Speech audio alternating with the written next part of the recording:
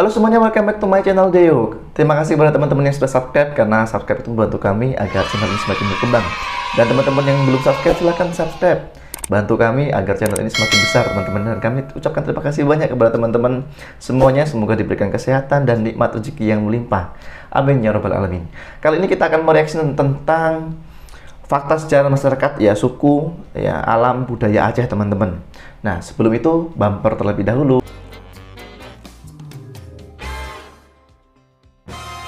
Wiki udah jalan-jalan nih ke Oke, ujung jadi ini timur tentang Aceh, Indonesia, teman-teman. di Merauke. Ya. Lalu Di Merauke, mengunjungi kemudian ujung sekarang utara Aceh, di teman-teman. Natuna. Dan sekarang kita berada di ujung baratnya Indonesia Yaitu nih, Aceh, Tanah Rencong, Aceh. Aceh. Jarak Tajaleputau, Trep Udep, Ya, jadi ini Leputanasa. kita membahas tentang Aceh, teman-teman, ya. Artinya, semakin jauh perjalanan, semakin banyak yang dilihat. Semakin panjang usia, semakin banyak yang dirasakan. Itu bermakna pengalaman adalah yang terbaik. Orang Aceh umumnya memang senang dengan peribahasa, dengan kandungan kalimat bijak tentang kehidupan. Tidak itu saja, keistimewaan Aceh ada banyak lagi. Nah, Lon akan ajak Kak Jak menelusuri tanah yang disebut Serambi Mekah, teman-teman, ya. Dan di sini panggil aku dengan Islam. Inong, Keren. panggilan umum untuk perempuan di Aceh. Mari bungkah ke Aceh. Keren Aceh. Ya, ini tarian yang bikin merinding, teman-teman, ya. Tarian dari Aceh, ya, sampai mendunia, teman-teman. Keren Aceh.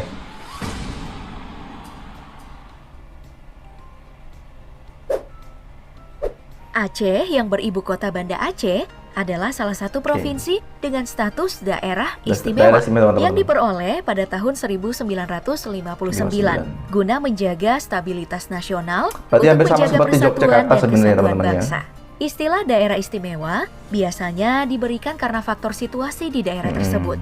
Dan untuk Aceh, karena faktor penerapan syariah Islam sebagai hukum dalam bermasyarakat. Maka dengan itu, diberikanlah kewenangan otonomi khusus dalam bidang agama, adat, dan pendidikan. Nah, julukan Serambi Mekah terinspirasi dari bangunan Suramo atau Serambi yang ada di depan rumah-rumah di Aceh sebagai tempat singgah sebelum ke rumah empunya. Ini menggambarkan situasi Aceh di zaman dulu yang menjadi tempat transit sebelum berangkat ke Mekah.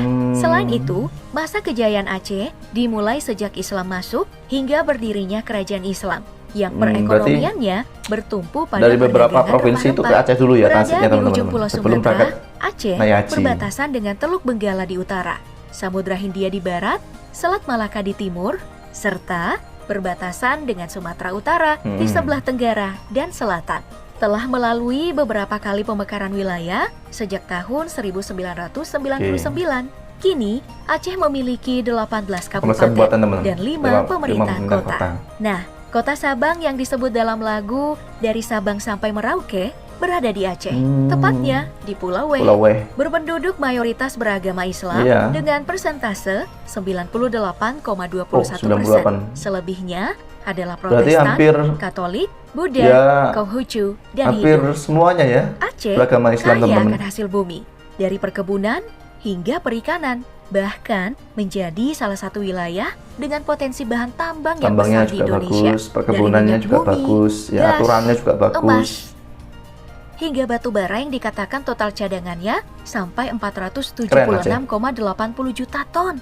Meski sekarang mayoritas orang-orangnya beragama Islam, namun Aceh pernah mengalami masa perkembangan Hindu-Buddha, di mana kala itu berdiri beberapa kerajaan bercorak Hindu, dan juga pernah masuk dalam bagian kejayaan Sriwijaya. Untuk sebaran Islam sendiri, sejarah masuknya itu sedikit simpang siur.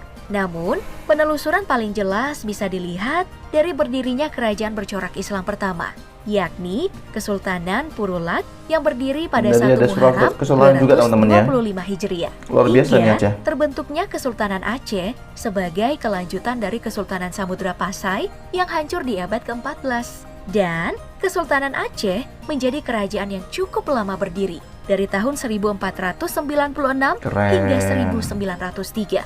Di mana pada era Sultan Iskandar Muda Mekuta Perkasa Alam atau Sultan Aceh ke-9 lah Aceh menemui kejayaannya.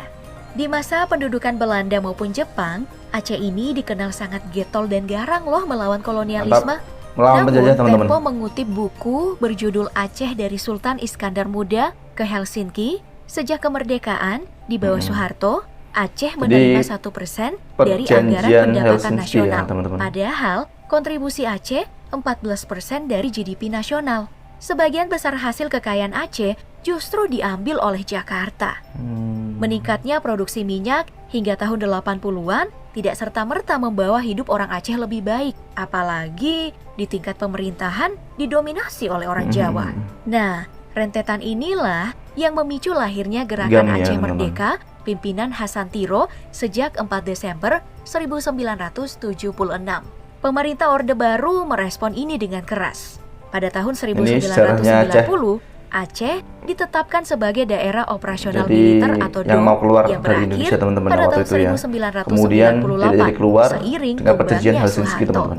Hingga akhirnya tsunami besar menyapu Aceh di tahun 2004, melemahkan GAM, kemudian bergulirlah perundingan tahun 2005 yang menghasilkan kesepakatan damai di Helsinki.